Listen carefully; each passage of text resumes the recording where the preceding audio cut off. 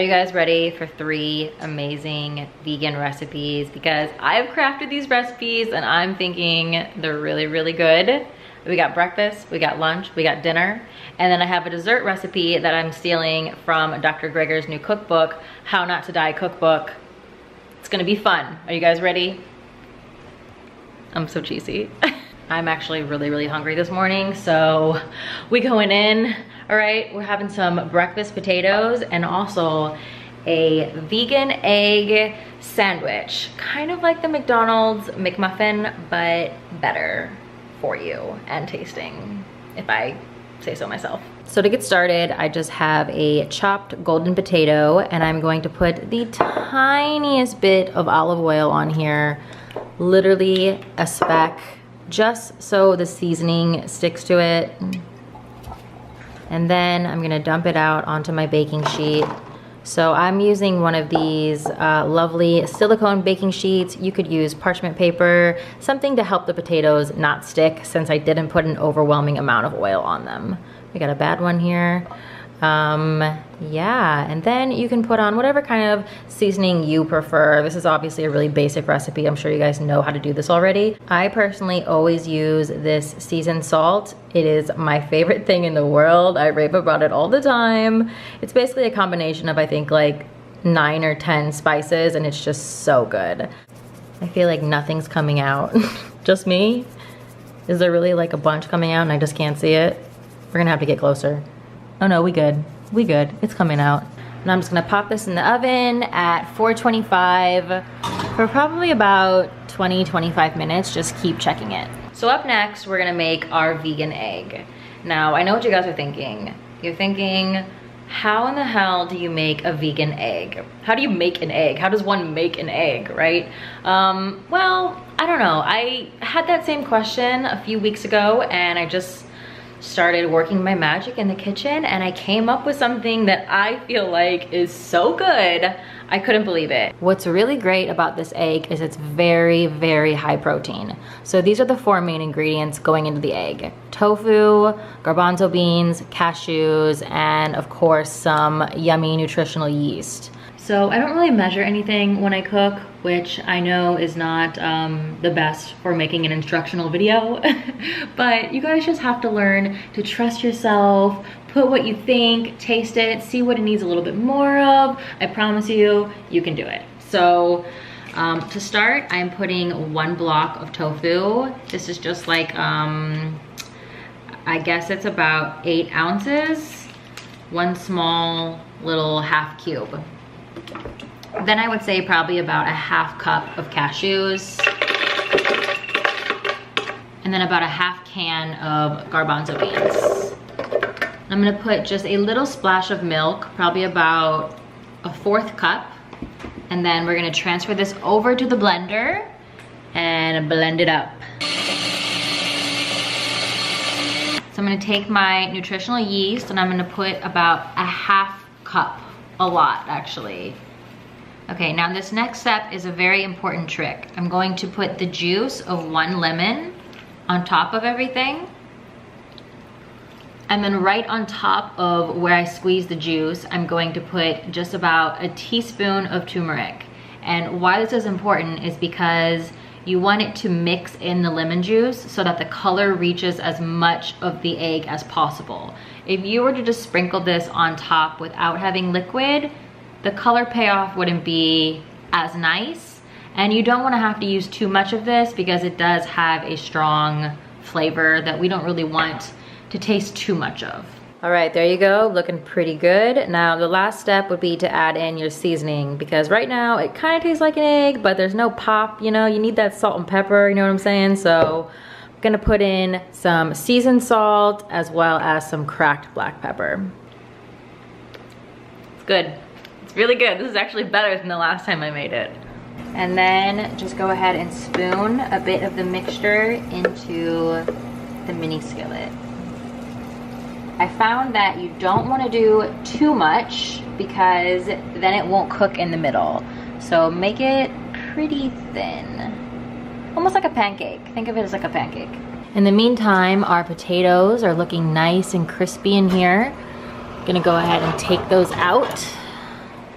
They're not as shiny and brown as normal breakfast potatoes because I didn't put hardly any oil, but they're still very good. All right, here we go. Wish me luck, guys. So the key to doing this is putting it onto a spatula.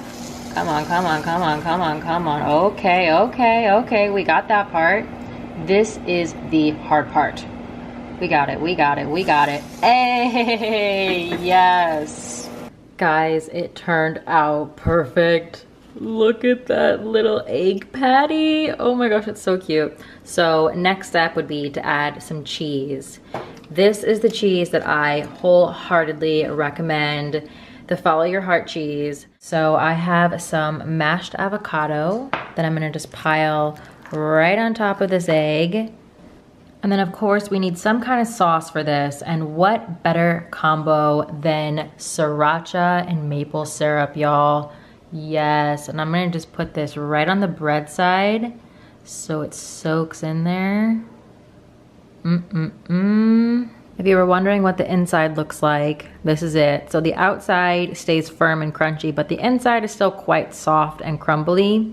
Also, be sure to store the rest of your egg in a jar. That way, throughout the week, you can make quick, easy egg sandwiches in the morning.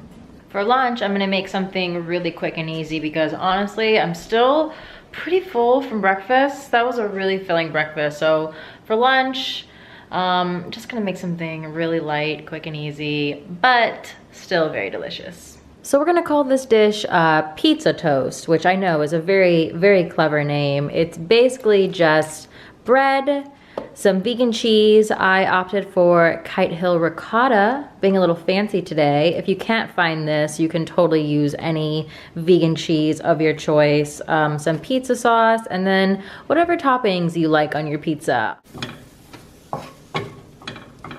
All right, so just spreading a little bit of the pizza sauce right on top.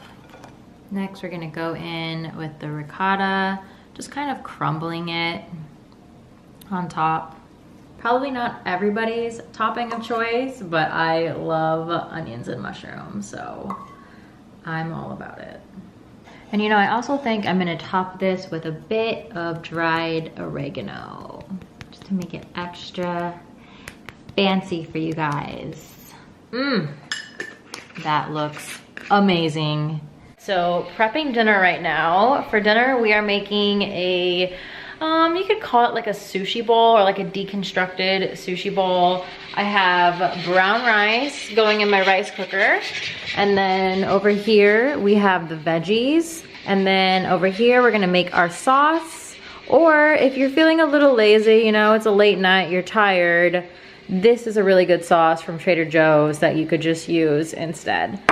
And then we're gonna garnish with some seaweed, some avocado, some sesame seeds, and then I'm also making my own spicy mayo to go on top. Step one is going to be to cook your carrots. So I have them just kind of steaming, kind of boiling. It's an in-between zone that I just like to put my veggies in. So I'm gonna do those for about 10 minutes, and then I'm gonna add in my edamame, and then 10 minutes later after that, I'm gonna put in the mushrooms. But in the meantime, let's make the sauce, yes? Because you know, this is pretty good, but it's not as good as homemade. So let me show you how I make this. So I do this all to taste. The first thing I put in is the oil, because that is really the base. Probably about a tablespoon. Then just a little splash of vinegar. Not too much, just a kick. The soy sauce is the real star of the show here. Probably about a tablespoon of that. Chili garlic, depends on how much spice you like. I like it pretty spicy. That's good. Just one or two little tut tut tut. Not much is coming out, there we go. Ginger, and last but not least, a little bit of coconut sugar to sweeten it up. Then I'm just gonna whisk it together, and we will taste it and see if it's missing something, too salty, too sweet, not sweet enough. All right, so I've added in the edamame, and you know what? I'm feeling crazy. Let's just go ahead and put the mushrooms in now. So crazy of me, right? That should be done in about 5 minutes. While we're waiting, let's make our spicy mayo. So in here already I have half a can of garbanzo beans.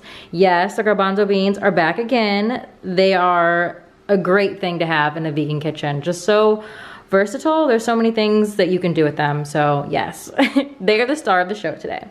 So we have half a can of those, the juice of 1 lemon, and then just a splash of almond milk. And that's good. Little tiny bit of vinegar for that nice tangy kick that we love in our mayo.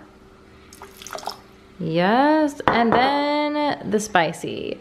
I prefer sriracha because it's just so easy and however spicy you like it. I think that's probably gonna be good. So I made this before and I couldn't remember how I made it. I thought I got that right, but I didn't. It wasn't the right consistency. You definitely need to add just like maybe a 1/4 cup of nuts. I would prefer cashews, but I am out of cashews, so I have macadamia nuts, which I think are also really neutral tasting and should work here. I added a little bit more sriracha because it wasn't spicy enough, and then also a dash of soy sauce because I just think, you know, spicy mayo, it has that really rich, intense flavor, and I wasn't getting enough intensity, so I think this should be good now.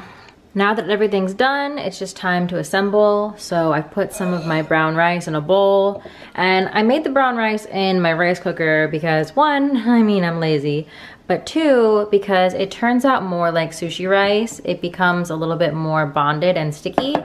So I thought that'd be perfect for this recipe. So here we go, we got the rice. Now we're moving on to our veggies, which have no sauce on them. These are just pretty much steamed veggies at this point. I'm gonna put the sauce on top because I don't wanna lose it at the bottom of this dish, you know? I wanna lose it at the bottom of this dish where all of the rice is so it can soak up that nice sauce. Then I'm gonna be a little extra and I'm just gonna put the seaweed lining all the way around the inside of the bowl. When I eat this, I usually will just pick this up and then scoop up the insides like this with a piece of seaweed. I'm going to put a little bit of this sauce just right over the veggies. Then just place some little pieces of avocado on the sides. Always try to make this look good, but I fail a little bit. I need to learn how to make an avocado rose, right? And then right in the middle, I'm gonna plop my spicy mayo. And to finish it off, just a few black sesame seeds. And last but not least, yeah, I got some dessert. So I'm really, really, really excited about this dessert. It actually required some time in the fridge, about 6 hours. So we're gonna have to rewind to 6 hours ago when I made this. Oh my gosh, I am so excited about this recipe, you guys. Healthy chocolate pudding. Yes. This is a recipe from Michael Greger's new cookbook, the How Not to Die cookbook. If you're not familiar with Michael Greger, he is basically a nutrition expert and he is the creator of nutritionfacts.org. So this cookbook is basically a bunch of really healthy vegan recipes, and I'm very excited that this is the first one that I'm trying out. This is a really simple recipe. All it calls for is avocado, almond butter, cocoa powder, date paste, I'll tell you about that in a second, and some berries, and then a little bit of almond milk and some chia seeds. So date paste is just some dates and boiling water blended together. It's basically like a sugar alternative that's a little bit more healthy. So I'm gonna put half of this into the blender, and then 1 1/4 cups of berries of your choice. I'm just using mixed berries because that's what I have on hand. 3 whole tablespoons of cocoa powder because we're talking really chocolatey. chocolate pudding.